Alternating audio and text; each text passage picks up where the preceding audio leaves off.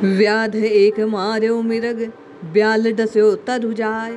तृषा मरत सुख सुनी गिरा नाम प्रगट उर्माय।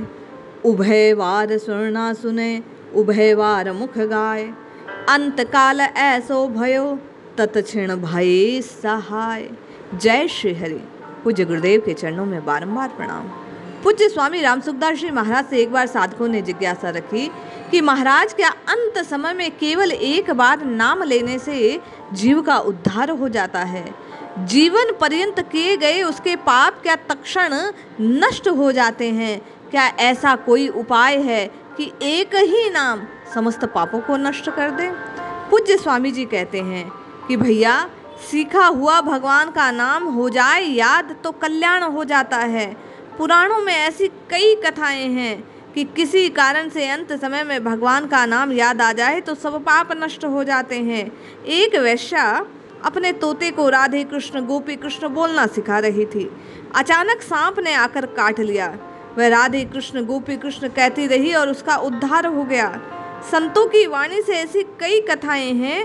एक समय की बात है, एक बधिक पशु पक्षियों को मारने के लिए धनुष बाण लेकर जंगल में घूम रहा था।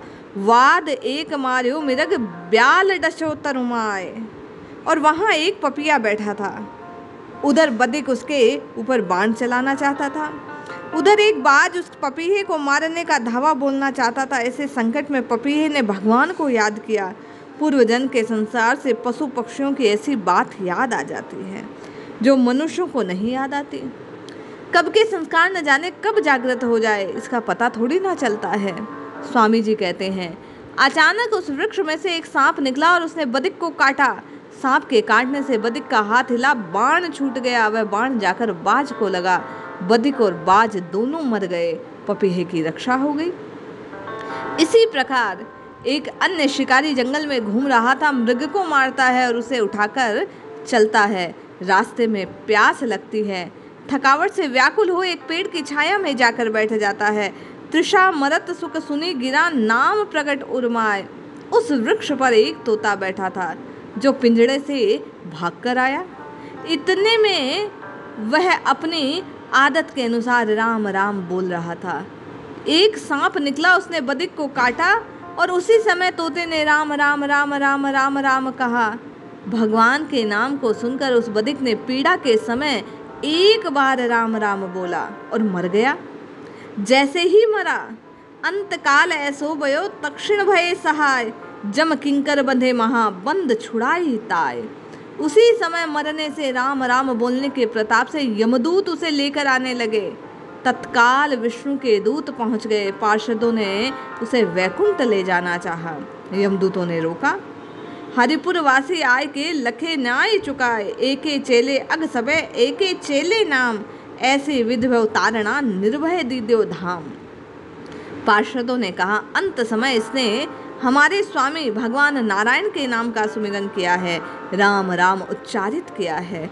इसलिए फैसला हो गया कि इसके संपूर्ण पाप इस नाम के प्रताप से नष्ट हो गए हैं। इसका नाम अंत काल में पुकारना इसके पापों से अधिक वजनदार है। अतः यह वधिक निर्भय श्री हरि के धाम वैकुंठ को प्राप्त करेगा। भगवान का नाम, स्वामी जी कहते हैं, ऐसा ही अपार है, अनंत शक्ति से संपन्न है। उसके सामने पाप कितने, ऐसी गणना नहीं हो सकती। जैसे शेर भर रुई को जलाने के लिए एक दिया सलाई होनी चाहिए, तो मन भर रुई जलाने में 40 दिया सलाई थोड़ी ना चाहिए। ठीक इसी प्रकार तोल मोल की बात नहीं, भगवान के नाम की गिनती नहीं, नाम लेना भर पापों को नष्ट कर देता है। मकान में ठठाठस धुआं भरा हो, दीपक की लो जल रही हो, संसार क्षयभंगुर है, नश्वर है, जा रहा है, नष्ट हो रहा है, परंतु भगवान, भगवान का नाम, भगवान की महिमा, भगवान का प्रभाव नित्य निरंतर रहने वाला है। उस रहने वाले के सामने यह बहने वाले की क्या ताकत। इंद्रियां, शरीर सब नाशवान, अपरिवर्तनशील। इन दोनों का ठीक तरह से ज्ञान हो जाए कि इंद्रियां नश्वर हैं, हरि अपरिवर्तनशील नित्य हैं। नाशवान का आश्रय छोड़कर उस नित्य नवीन परमात्मा का आश्रय लिया जाए, उनके चरणों में बैठा जाए, तो निश्चय ही बड़ी से बड़ी गलती तत्काल नष्ट हो सकती है। रुपयों से मेरा काम हो जाएगा, कुटुंबियों से काम होएगा, शरीर काम आएगा, ये भारी बड़ी अयोग्य बातें हैं। विद्या पद कुछ काम ना आने वाला, केवल और केवल हरि के नाम का सहारा स्वामी जी कहते हैं। भगवान के नाम का आश्रय लेने वाला, सहारा लेने वाला अंत काल में निहाल हो जाता है। एक नाम समस्त पापों को नष्ट कर देता है। इसलिए प्रयास करके नित्य निरंतर राम राम राम राम जपते रहिए, जिससे अंत समय में ये नाम उच्चारित हो जाए और हम जन्म जन्मांतरों के इन पापों, इन कष्टों, इन आवागमन के चक्र से मुक्त हो श्री हरि के धाम को प्राप्त करें। जय श्री हरि।